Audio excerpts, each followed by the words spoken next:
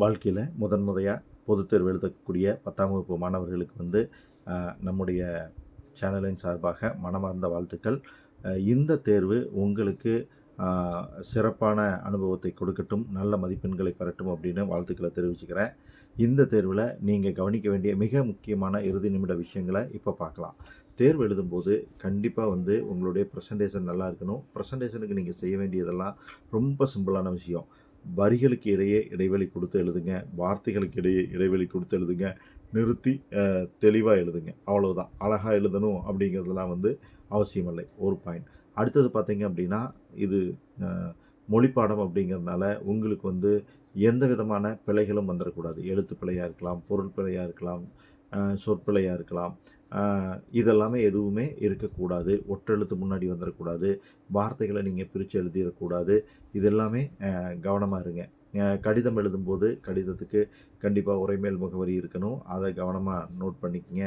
அதே போல் முகவரி எழுதும்போது அதற்கு எப்படி எழுத சொல்லியிருக்காங்க, உங்கள் டீச்சர்ஸ் என்ன சொல்லியிருக்காங்க, கமா புல் ஸ்டாப்பெல்லாம் எந்த இடத்துல வைக்கணும், இடம் நாள் எந்த இடத்துல போடணும், இதெல்லாமே டீச்சர் சொல்லி கொடுத்ததை ஞாபகப்படுத்திக்கங்க. கட்டுரை எழுதும்போது நீங்கள் செய்ய வேண்டிய மிக முக்கியமான விஷயம் என்ன அப்படின்னு பார்த்தீங்கன்னா, தலைப்பு இருக்கணும். தலைப்புக்கு அப்புறம் முன்னுரை இருக்கணும். முன்னுரைக்கு அப்புறம் பொருளுரையில் 3-4 பத்திகளாச்சு குறைஞ்சபட்சம் இருக்கணும். கடைசியாக முடிவுரை இருக்கணும். விரிவானத்தில் இருக்கக்கூடிய அந்த கதை கட்டுரை எல்லாத்தையுமே நல்லா படித்து வச்சுக்கோங்க.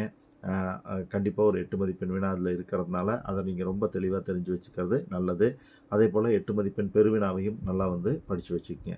இந்த ஃபைனல் டைமில் நீங்கள் ரிவிஷன் செய்ய வேண்டியதில் மிக முக்கியமானது எது அப்படின்னு பார்த்தீங்கன்னா, 1 மதிப்பெண் வினாக்கள் தான். 1 மதிப்பெண் வினாக்கள் நிறையா இடங்கள்லேருந்து கேட்கப்படுது. செய்யுள், இலக்கணம், உரைநடை எல்லா பகுதிகளிலிருந்தும் கேட்கப்படுறதுனால எல்லாத்தில் இருக்கக்கூடிய புத்தகத்துக்கு பின்னால் இருக்கக்கூடிய வினாக்களை நீங்கள் தெளிவாக பார்த்து வச்சுக்கணும். அப்போ தான் வினாக்களுக்கான மதிப்பெண்களை எளிதாக எடுக்க முடியும். ஏன்னா புத்தகத்துக்கு பின்னால் கேட்கக்கூடிய வினாக்களுடைய எண்ணிக்கை அதிகமாக இருக்கிறதுனால அதை நீங்கள் செஞ்சிட்டீங்க அப்படின்ட்டா நல்ல விஷயமா இருக்கும். மிக முக்கியமான இன்னொரு விஷயம் எது அப்படின்னு பார்த்தீங்கன்னா, 5 மார்க் கொஷின்ஸ். 5 மார்க் கொஷின்ஸ் வெவ்வேறு ஏரியாவிலேருந்து வெவ்வேறு விதமான கொஷின்ஸ் கேட்குறாங்க. படிவம் நிரப்புதலாக இருக்கட்டும், அல்லது நிற்க அதற்கு தகவாக இருக்கட்டும். இது ஒவ்வொன்றும் பார்த்தீங்கன்னா, உங்களுக்கு ஒவ்வொரு பார்ட்லேருந்து வரக்கூடியது. இதுக்கு நீங்கள் ரொம்ப கஷ்டப்பட்டு படிச்சிருக்கணும் அப்படிங்கிற அவசியம் இல்லை. அந்த இடத்துல என்ன ஃபில் பண்ணணும் அப்படிங்கிறத நீங்கள் கொஞ்சம் யோசித்தாலே உங்களால் அற்புதமாக ஆன்சர் பண்ணிட முடியும். 10ஆம் வகுப்பு பொதுத் தேர்வு மிக முக்கியமானது அப்படின்னாலும் கூட நீங்கள் இந்த தேர்வை மிக சிறப்பாக எழுத முடியும். ஏன்னா ஆரம்ப காலகட்டத்திலேருந்து நீங்கள் படிச்சுக்கிட்டு வந்துக்கிட்டு இருக்கீங்க.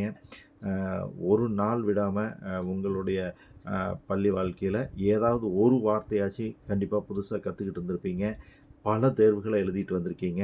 கண்டிப்பாக எல்லாருமே நல்ல மதிப்பெண்கள் எடுக்கணும்.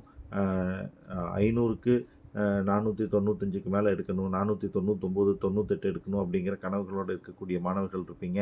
உங்களுடைய கனவுகள் எல்லாம் நிறைவேறட்டும். நல்ல மதிப்பெண்கள் பெற்று நல்ல எதிர்காலம் அமையட்டும்னு சொல்லி என்னுடைய வாழ்த்துக்களை தெரிவிச்சுக்கிறேன்.